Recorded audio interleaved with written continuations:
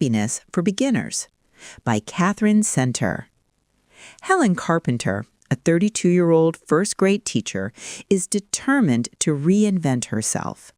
A year after a painful divorce from her alcoholic husband, Mike, she feels broken and is desperate to become a tougher, more resilient version of herself. To achieve this, she signs up for a grueling 3-week-long backcountry survival company course in the Wyoming wilderness, a trip meant to be a solo spiritual journey. Her plan immediately goes awry when she arrives at her irresponsible younger brother Duncan's apartment to drop off her emotionally challenging miniature dachshund, Pickle. Duncan has forgotten their arrangement and is hosting a massive party. Helen is further blindsided when she encounters Duncan's best friend, Jake Archer. She remembers Jake as a lanky, dope-smoking teenager with a greasy ponytail, but the young man before her is transformed. Taller, muscular, and handsome, with a stylish haircut and nerdy cool glasses. Jake, now 22, informs her that he is also going on the exact same survival course and that Duncan has promised Helen would give him a ride. Despite her protests, Helen's sense of responsibility and Jake's charming persistence leave her with no choice but to agree. The long drive from Boston begins with tension. Helen, still viewing Jake as her brother's goofy friend, is annoyed by his presence. Jake, however, is easygoing and surprisingly insightful, challenging Helen about her reasons for choosing such a life-threatening course. He reveals he's had a crush on her since he was 16 and attended her wedding as Duncan's uninvited date. Helen, in turn, shares surface details of her difficult marriage. Their first stop is at the Evanston home of Helen's nothing short of fabulous grandmother, Gigi, who raised Helen and Duncan after their mother left. Gigi adores Jake, much to Helen's surprise. That evening, after a picnic in the old treehouse, Jake challenges Helen to a game of Scrabble.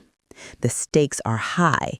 If he wins, she has to give him a kissing lesson. If she wins, he will be at her beck and call for one rescue during the tough hike ahead. Helen, overconfident and a little tipsy from Gigi's wine, accepts the bet. Jake, a secret Scrabble tournament player, wins easily. Later, in her childhood bedroom, he comes to collect. Just as they are inches from a kiss, Gigi returns home, and the moment is lost. The next night at a roadside motel, the unresolved tension boils over. After some playful banter, Helen initiates what she calls a kissing lesson, which quickly escalates into a passionate makeout session on the bed. Helen is surprised by how much she wants him. Just as things are about to go further, Helen's ex-husband, Mike, calls in a moment of crisis, on the verge of an alcoholic relapse. Helen takes the long, emotional call in the bathroom. By the time she emerges an hour later, the mood is shattered. Jake, having had too much time to think, pulls away, insisting he was being selfish and that she deserved better. Hurt and feeling rejected, Helen is furious. She accuses him of playing games and declares that from now on, they will be complete strangers. They arrive at the BCSC Lodge in Wyoming as strangers, and Helen is dismayed to find the group consists almost entirely of boisterous, self-absorbed college kids. She immediately feels old and out of place. Their instructor, a pale, pimply teenager named Beckett, who insists on being called boss, has a power complex and a flair for the dramatic, delighting in telling the group how they will suffer. During the introductions, Helen, feeling awkward, overshares the painful details of her divorce and her desire to rise from the ashes of her life like a really badass phoenix. The group is stunned into an uncomfortable silence. Jake, a natural leader who has already won over the group by revealing he's a Harvard graduate, rescues her by cheekily saying, "What she said," turning her awkward confession into a moment of levity. The first days on the trail are brutal. Helen, an inexperienced hiker, struggles with the physical demands in her ill-fitting rental boots. She gets a deep gash on her knee on the first morning, and Jake, a trained EMT, expertly bandages it. Beckett constantly uses Helen as an example of what not to do, anointing her with the humiliating nickname of Hold Up. Helen finds an unlikely friend in Wendy, a beautiful and endlessly cheerful girl who is also a pet psychology enthusiast. Wendy takes a liking to Helen and helps rebrand her nickname, turning Hold Up into a cool gunslinger persona. Wendy also has a huge crush on Jake, and the entire group sees them as a perfect couple, much to Helen's private misery.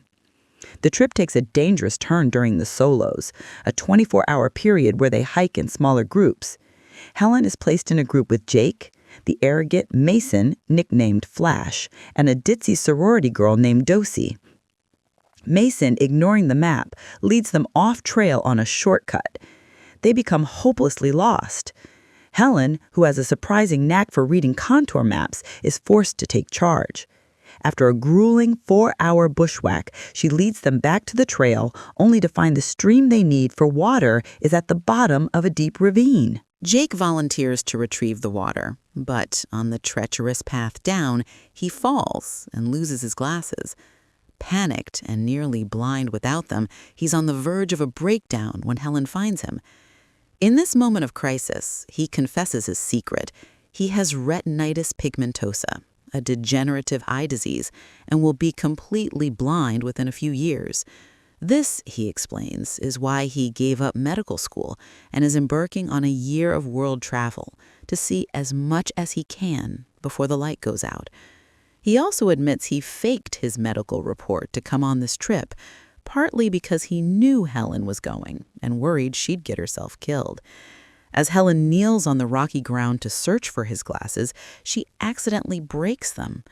Overwhelmed, Jake pulls her into a desperate, passionate kiss. It's a kiss full of sorrow and longing, but it's interrupted by the memory of Wendy. They pull apart, agreeing the kiss never happened. They manage to repair the glasses with duct tape. The final night is a celebratory banquet at the lodge.